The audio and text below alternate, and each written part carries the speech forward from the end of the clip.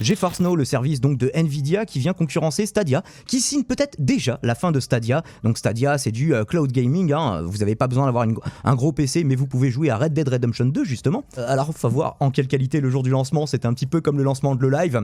Clin d'œil, rappel à l'épisode précédent. J'ai toujours pas fini le montage d'ailleurs, mais bref, revenons sur GeForce Now. GeForce Now, c'est quoi l'avantage? Parce que en fait Stadia, la tech était pas au point, mais ça va finir par l'être. Il n'y a pas de problème, c'est Google derrière.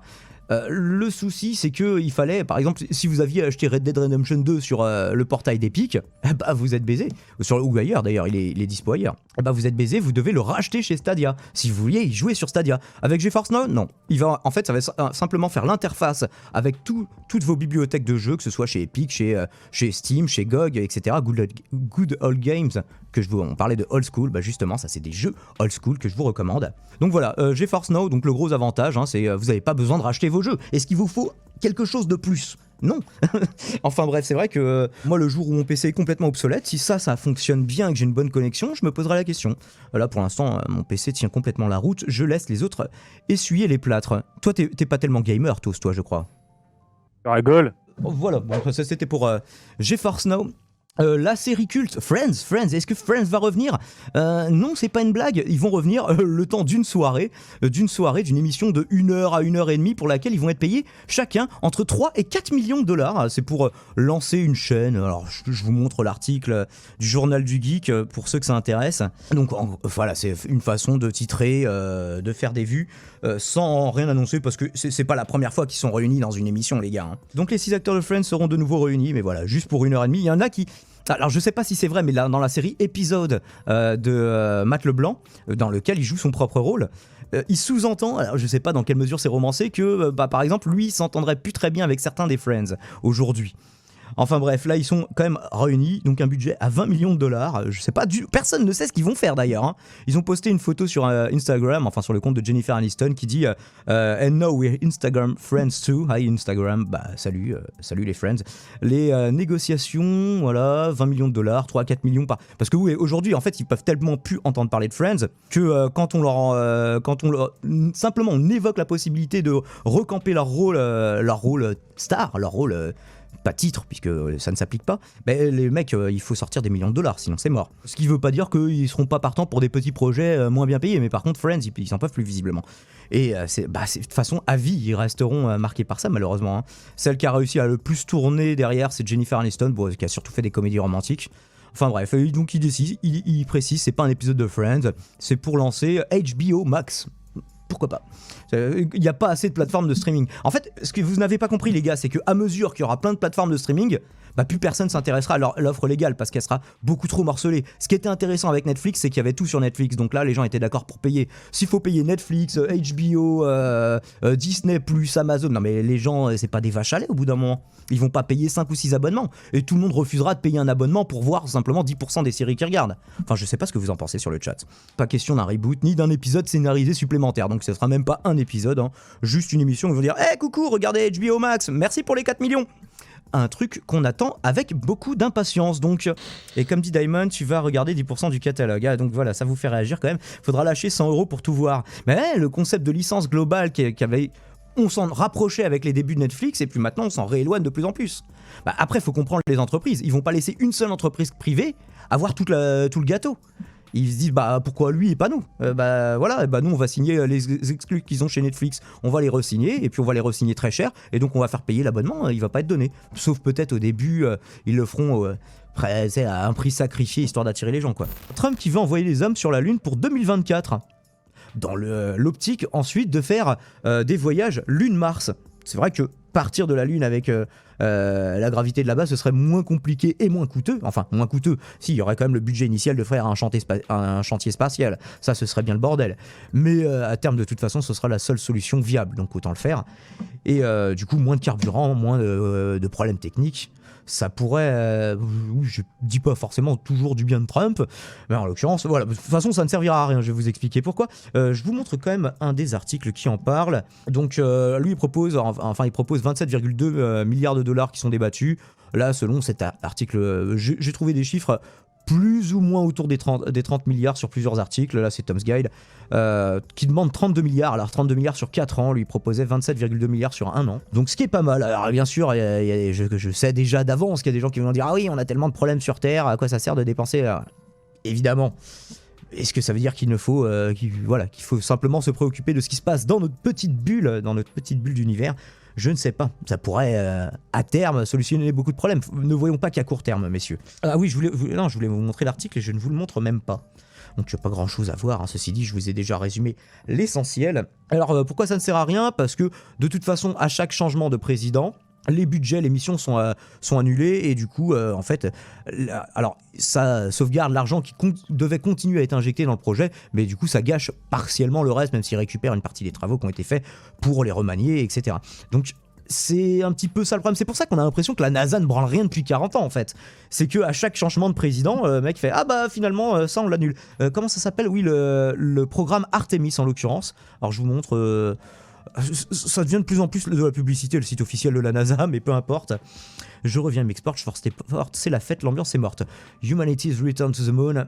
Ah bah oui, pourquoi pas, c'est vrai que ça fait longtemps, c'est depuis quoi, 1977, 79, je sais plus, la fin du programme Apollo. Donc justement, les jumelles d'Apollo, comme il le présente, To Prepare for Mars, avec une petite vue d'artiste, hein, il n'y a pas encore des bungalows sur Mars, enfin je crois pas. Hein. Et le soleil est pas si petit. 1900 tu m'as dit 75. 75, la dernière mission Apollo, il me semblait que c'était minimum 77, tu vois. Our success will change the world. Ah oui, bah en tout cas, ça changera le système solaire, ça c'est sûr. Ah voilà, vous avez un petit peu de détails, donc la plaquette de la NASA, donnez-nous de l'argent, faites des dons.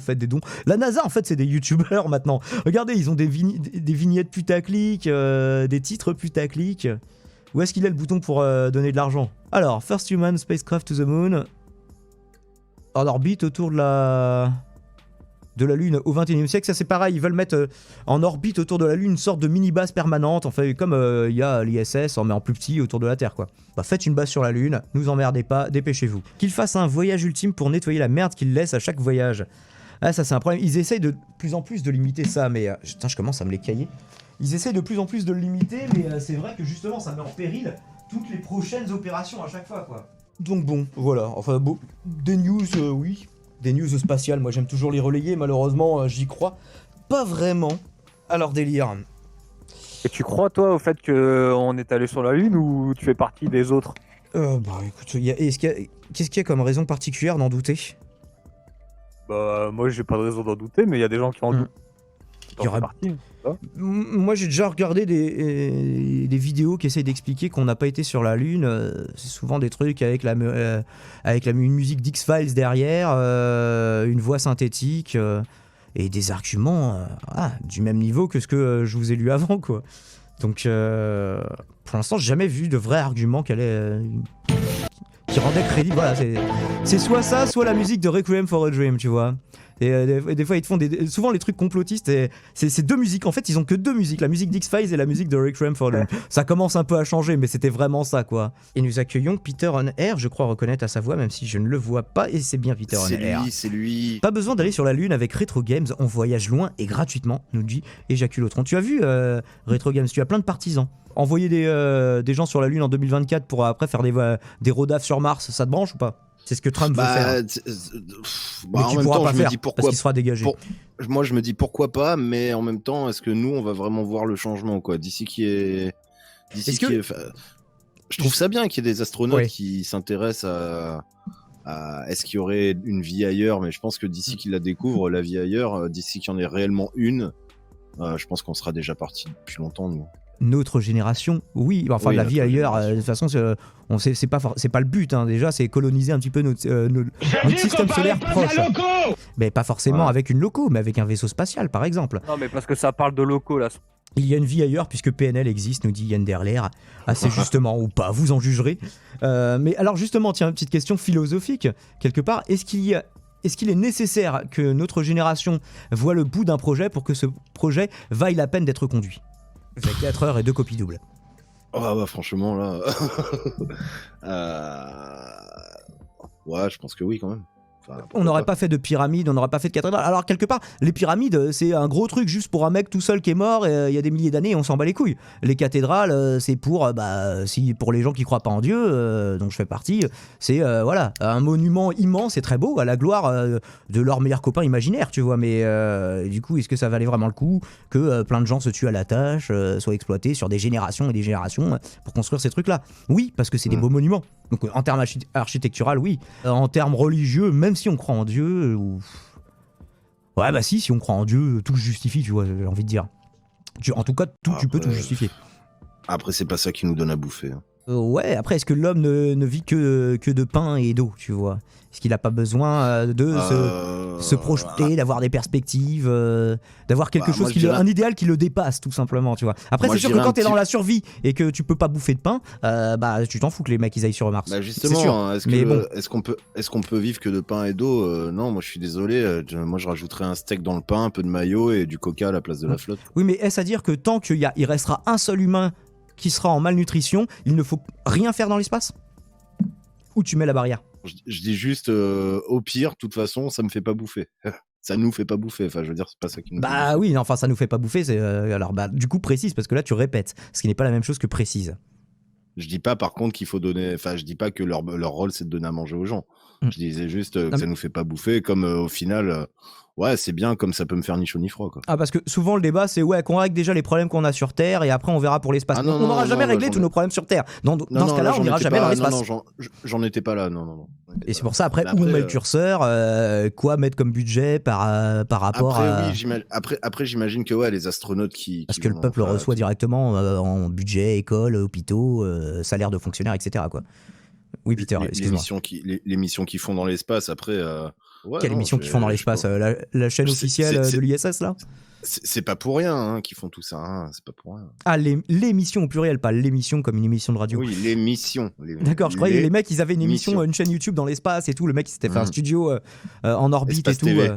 Ah, bah écoute, peut-être que PewDiePie peut le faire maintenant. Hein. C'est à mon avis, enfin il a fait une pause. À mon avis, il a fait une pause pour ça. C'est qu'il est en train de se faire un studio en orbite autour de la Lune. À mon avis, Trump a dû l'appeler. Ça doit probablement être ça. C'est des astronautes. C'est des cosmonautes abrutis, nous dit Gérard Cousin. Cosmonautes abrutis. Ça va venir le live ISS depuis l'ISS. Bah oui, non, mais il y a déjà des lives sur YouTube, t'as déjà des streams de l'ISS. Hein. Ça existe déjà, les gars. Le futur, c'est maintenant. Moi, je trouve ça trop ouf. Je regarde ça des fois. Et je me dis quand même, c'est bien foutu. Hein. Vu que la Terre est censée être plate, quand même, les effets spéciaux sont bien parce qu'on a vraiment l'impression qu'ils sont en orbite autour d'une Terre ronde. Hein, mais enfin, bref. Après, je trouve ça sympa quand même, la conquête spatiale. Tout le monde rêverait d'aller dans l'espace, mais. Pas sûr. Tout le monde rêverait que l'humain y aille, mais pas forcément lui. Ouais, mais c'est ce que toi, je veux dire.